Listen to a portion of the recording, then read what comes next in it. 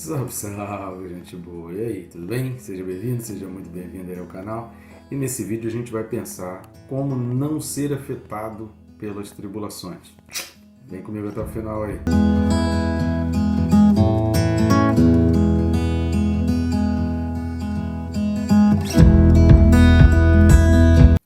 Só que antes, né, querido? Se você não está inscrito, inscreva-se. É bem rápido, clica aí no botão se inscrever. Não vai tomar o seu tempo e nem interromper o vídeo. Clica no sininho, é importante clicar no sininho para que você não perca nenhum vídeo, todos os dias você ser informado. Isso faz te disciplinar para estar estudando e aprendendo a palavra, para que você não perca essa chance e tome o café da terra só depois do café do céu. Legal, né? Então curta, comenta, compartilha e vamos enviar esse vídeo para o maior número de pessoas possíveis. Posso contar contigo? Muito obrigado você que já está fazendo, que Deus te abençoe. Rica e abundantemente. Texto desse vídeo, Apocalipse capítulo 1 e o versículo de número 9. Apocalipse 1:9 diz assim: Eu, João, irmão vosso e companheiro na tribulação, no reino e na perseverança, em Jesus achei-me na ilha chamada Patmos, por causa da palavra de Deus e do testemunho de Jesus. Aqui a gente vê a questão histórica, para dar um apanhado, né, breve dessa parte histórica. A gente vê aqui a identificação novamente do autor da carta, que é João. João, que tinha por volta de 24 anos quando Jesus o chamou, né, quando ele iniciou o ministério ali juntamente com Jesus, ele que era parente de Jesus. E então ele tinha 27 anos aproximadamente quando Jesus foi morto na cruz e iniciou aquela jornada, quando ele perdeu seu irmão Tiago, decapitado ali, relatado no início do livro de Atos. 27 anos. Ele ficou aquele tempo junto com os apóstolos ali em Jerusalém, que a gente vai perceber no capítulo 8 do livro de Atos, a partir do versículo 1, como os apóstolos não queriam arredar o pé, eles não queriam tirar o pé ali de Jerusalém. Deus começou a dispersar discípulos, outros discípulos que foram surgindo depois para o restante do mundo, mas eles não queriam sair dali. Pouco tempo depois, João então ele vai para as igrejas da Ásia e fica lá um bom tempo. A data provável de escrita do Apocalipse tem algumas divergências. Uns entendem que foi durante o governo de Nero e outros já entendem que foi durante o governo de Domiciano. Se foi durante o governo de Nero, foi por volta do ano 60, foi dentro da década de 60 depois de Cristo. Mas se foi durante o governo de Domiciano, e que é o mais provável, os principais pesquisadores, os principais teólogos defendem muito mais a tese que tenha sido durante o governo de Domiciano, que é meados da década de 90 depois de Cristo. E João ele não morreu na prisão em Patmos. João foi libertado logo depois da morte de Domiciano. João foi libertado e ele volta então para Éfeso, onde ele morre no ano 104 depois de Cristo. O corpo dele está até hoje lá na igreja de São João, lá em Éfeso, e é possível visitar também ainda hoje essas cadeias de Patmos. É possível você, se quiser, ir lá e fazer uma visita. Só questão de verba, né?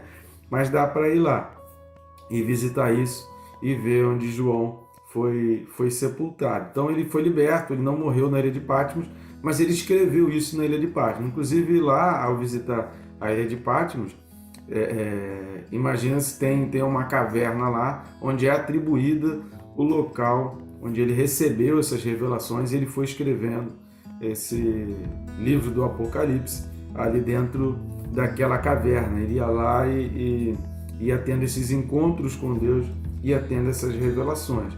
Então João, quando ele saiu da prisão, a perseguição já tinha se esfriado, a coisa já tinha melhorado, mas ele foi preso por causa do testemunho, e ele escreve essa carta no meio de uma grande tribulação, sabendo que os seus leitores, o pessoal ali da região da Ásia, dessas 7 igrejas relacionadas aqui, que a gente vai comentar sobre ela nos próximos vídeos, não percam, fazem parte de um contexto conhecido por João. Então há vários fatores que a gente vai perceber nesse livro de Apocalipse que vão mostrar como João conhecia muito bem aquela região, João conhecia muito bem em termos do império e de todo o governo. Fazendo esse pano de fundo histórico, o versículo em si aqui, ele está dizendo, atribuindo a João, dizendo que foi João realmente que escreveu, só que a expressão irmão vosso e companheiro na tribulação, isso traz para João aquele sentido de proximidade e se coloca próximo às pessoas. Então, respondendo à grande questão, né, nossa aqui, como não ser afetado pelas tribulações, porque João estava enfrentando tribulação, o povo cristão da igreja da Ásia estava enfrentando tribulação e nós hoje enfrentamos tribulação. Vale a pena lembrar aqui que a gente não está falando aqui das tribulações que ainda viriam, das tribulações correspondentes ao período anterior à volta de Jesus. Vale lembrar também aqui aquilo que a gente já falou em outros vídeos, principalmente nas cartas de Paulo a Timóteo, nas duas cartas. Quando o Novo Testamento fala de últimos dias, não são os dias próximos à vinda de Jesus. Os últimos dias registrados no Novo Testamento começam ali na ressurreição de Jesus, ali entre a ressurreição e a descida do Espírito Santo. Então, aquele período é o período que se inicia os últimos dias. A partir dali, os últimos dias começam e vão durar até Jesus voltar, ainda que demore mais 1000 anos, mas ainda serão os últimos dias. Então, João ele traz essa identificação. Como que a gente não é afetado pela tribulação? Primeira coisa, identificando, querido. Alguns argumentam que não acreditam muito na Bíblia porque a Bíblia foi escrita por seres humanos. Mas é exatamente o inverso. A gente pode acreditar, e a Bíblia tem uma credibilidade muito maior, exatamente porque foi escrita por seres humanos. E exatamente porque foi escrita por seres humanos, em épocas diferentes, em contextos diferentes, em lugares diferentes, passando por situações e momentos completamente distintos, mas há sempre uma mesma linha, há sempre o mesmo pensamento, há sempre uma referência a algo anterior. A Bíblia explica a própria Bíblia, então por isso que você tem referências em cada versículo bíblico. Se você tem uma Bíblia aí de estudo, você vai perceber isso, que tem referências a versículos do Antigo Testamento, a outros versículos do Novo. Tem versículos que têm inúmeras referências, que fazem aquele tema, ele está sendo tratado em vários outros textos da Bíblia. Então isso dá credibilidade à Bíblia.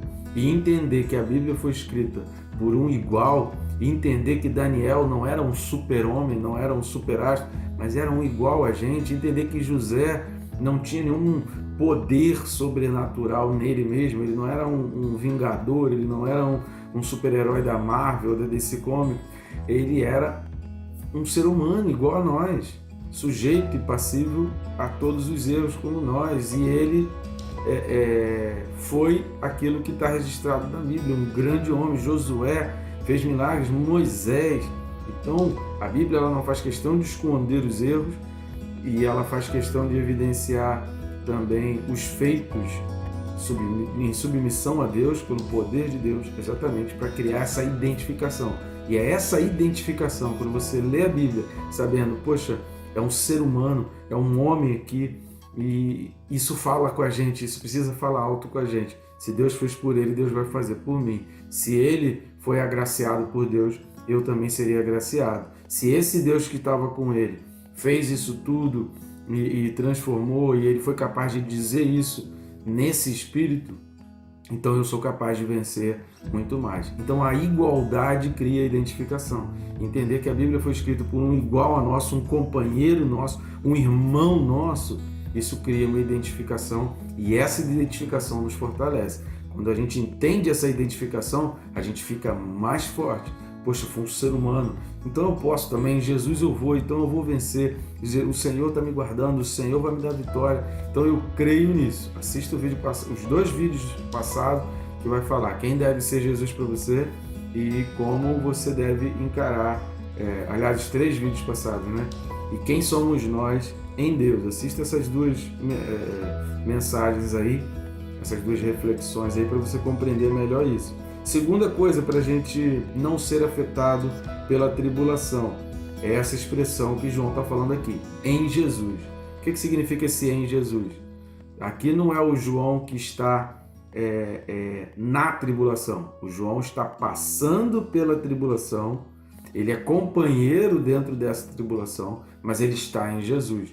Como dizendo assim, olha, Jesus é um habitat, Jesus é uma cabana de salvação, Jesus é um porto onde eu estou. O mundo está todo sendo destruído, está todo desabando, mas eu estou aqui abrigado em Jesus. Salmo 91, lê lá o Salmo 91, exatamente, o Salmo 91 reflete esse em Jesus. Salmo 23 também reflete um pouco do em Jesus. Eu estou ali num porto seguro, eu estou ali em pastos verdejantes, eu estou ali bebendo água limpa, está tudo destruindo ao redor, mas ali eu estou seguro, ali é o meu porto seguro, ali é a minha boia de salvação, é nele que eu adquiro forças para enfrentar todas as dificuldades. E foi em Jesus que João saiu da ilha de Patmos e foi liberto da ilha de Patmos.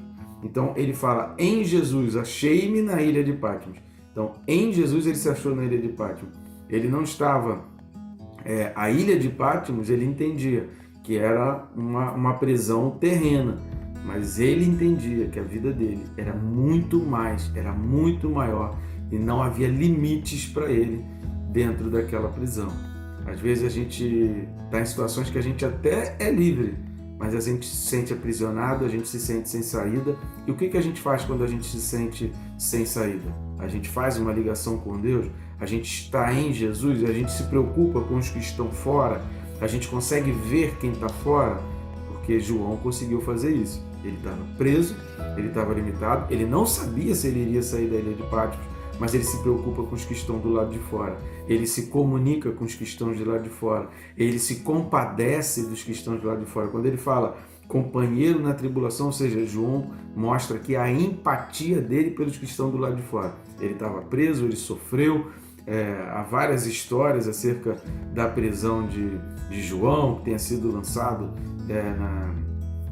em óleo fervente, que tenha passado por naufrágios, várias coisas para chegar na ilha de Patmos. Então são várias histórias, nem todas a gente consegue ter fontes reais que foram realmente verdadeiras, que são realmente históricas, mas há vários relatos acerca da vida de João. Mas uma coisa a gente sabe, durante o governo de Domiciano, a perseguição era muito pior até do que do governo de Nero. Então João está falando ali, olha, eu fui preso por causa da palavra de Deus. E mesmo com todo a dor, com todo o sofrimento, com toda a pressão que João estava vivendo, ele pensa em quem está do lado de fora. Ele se preocupa em quem está do lado de fora.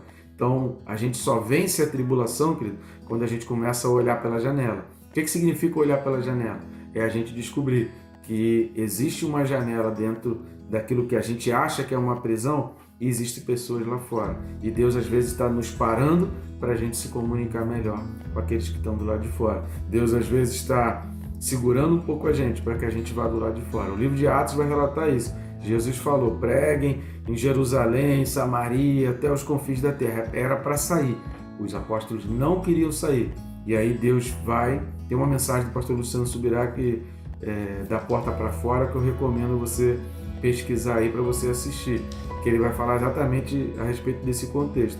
E no livro de Atos a gente vai ver, os apóstolos não queriam sair de Jerusalém, mas através da perseguição, os discípulos que tinham sido se somados e se multiplicados ali, milhares de discípulos ali no capítulo 8 de Atos, já haviam muito mais de 5.000 discípulos de Jesus Cristo. Todos, diz o texto, que todos saíram de Jerusalém, todos foram espalhados pelo mundo para pregar o Evangelho. Por quê? Por causa da tribulação. Então a tribulação, ela não é um fim em si mesmo. Um problema, uma dificuldade que a gente está passando, um transtorno, um impossível, uma causa impossível que você está passando, ela não é o fim em si mesmo. Aí levanta a tua cabeça e olha que há uma janela. Se preocupa com aqueles que estão do lado de fora. Agora você tem que viver isso em Jesus. Ele tem que ser o teu abrigo. Ore e leia a palavra todos os dias. Quanto mais vezes no dia você achar que o teu coração está se apertando por causa da situação que você está passando. Então, para algumas pessoas, um momento só no dia já abastece para o dia inteiro. Para outros, querido, o livro de Daniel, capítulo 6, vai dizer que ele buscava o Senhor 3 vezes no dia.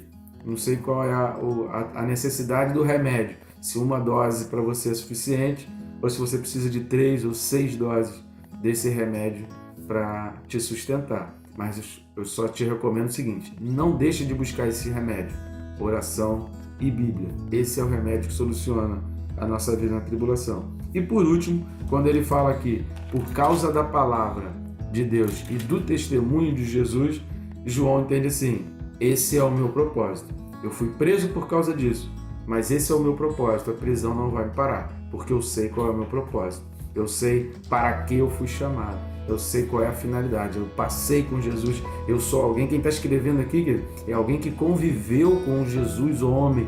É alguém que foi parente, que conheceu Maria, que conheceu José, sabe? Que conviveu ali, que viu Jesus pequeno. É alguém que tem uma identificação muito próxima com Jesus. E quando ele fala vosso companheiro na tribulação e irmão vosso, ele traz essa identificação para nós e colocando-nos em pé de igualdade, nessa irmandade, nessa humanidade, Jesus, João e nós. Então, certeza do propósito, ele sabia, eu fui chamado para pregar a palavra, fui preso? Fui, mas e daí? Eu continuo pregando a palavra, continuo dando testemunho de Jesus até o fim dos meus dias. Esse vai ser o meu propósito. Se a gente não entende o propósito, a tribulação nos derruba.